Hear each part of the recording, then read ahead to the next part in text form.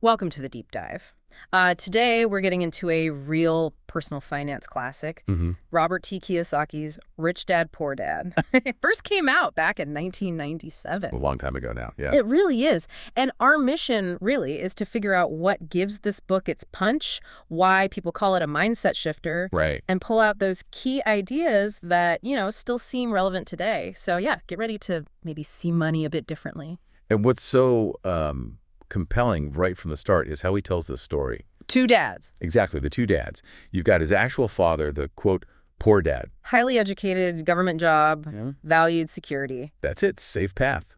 And then there's his friend's dad, the rich dad, a businessman, an investor, much more entrepreneurial. Yeah. And this contrast, it isn't just like a cute story.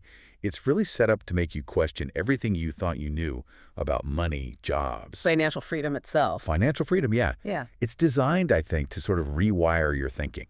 Yeah. Sets up this really memorable dichotomy. That comparison is super powerful.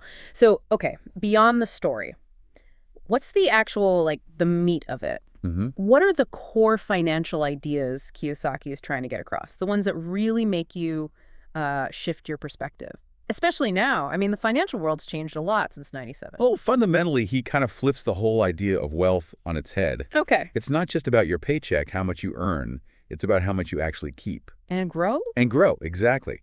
His main point, and it's simple but really deep, is that the rich focus on buying assets. Things that make money. Right, income-generating assets. Things that put money into your pocket, Yeah. like, a business that runs itself or maybe rental properties that cash flow. Gotcha. But most other people, the poor and middle class, as he terms it, they tend to buy liabilities. Things that cost you money. Yeah, things that take money out of your pocket, Huh. a flashy car that just loses value, or maybe even a big house that's more of a drain than an asset. Right. And that distinction, just that one idea, that's where the mindset shift really kicks in. It forces you to look at every dollar you spend differently. Yeah, it totally reframes what you think wealth even looks like. Okay, so if it's about this big shift in thinking, this paradigm shift, how practical is it? Mhm. Because my memory of it is it's brilliant for changing your headspace, but maybe less of a, step-by-step how-to guide. Is that fair? That is absolutely fair, and that's a really critical point. Hmm. The book excels at shifting perspective, getting you motivated, making you want to take action. Definitely motivation. Hugely. But it doesn't really lay out the specific how-to steps Hmm. for, say, analyzing a stock or structuring a real estate deal. Okay. And that's actually where some legitimate criticisms come in. Some people argue it oversimplifies things, maybe makes building wealth sound a bit too easy. Right. Ignore some complexities. Exactly. Yeah. And there have always been questions about, well, how true is the rich dad story? Literally. Is he a real person, an amalgam? Ah, the factual accuracy bit. Yeah. Plus, it definitely leans heavily on real estate.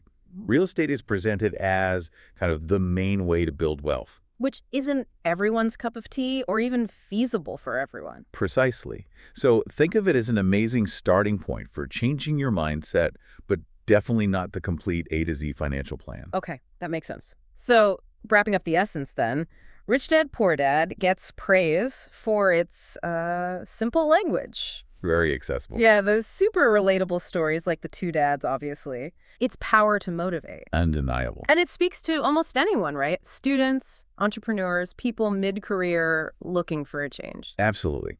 And the core message that lasts, it really boils down to a few things. First, Yeah. get crystal clear on assets versus liabilities. What puts money in, what takes it out? Exactly. Second, learn how to make your money work for you. Don't just work for money your whole life. The big theme. It's the big one. And third, and this is crucial, don't just avoid risk. Learn to understand it, manage it, and take calculated risks. That's how wealth is often built, not by just playing it super safe. Not just job security. Not just job security, it's about calculated moves. Okay, so here's something for you, our listener, to think about. Kiyosaki's famous line: the poor and the middle class work for money. The rich have money work for them. Now, keeping in mind what we just discussed about managing risk, what's one asset, just one, that you could potentially identify today? Something that could start working for you instead of you only working for it. Something to mull over. Good question to leave folks with. We'll explore more next time on The Deep Dive.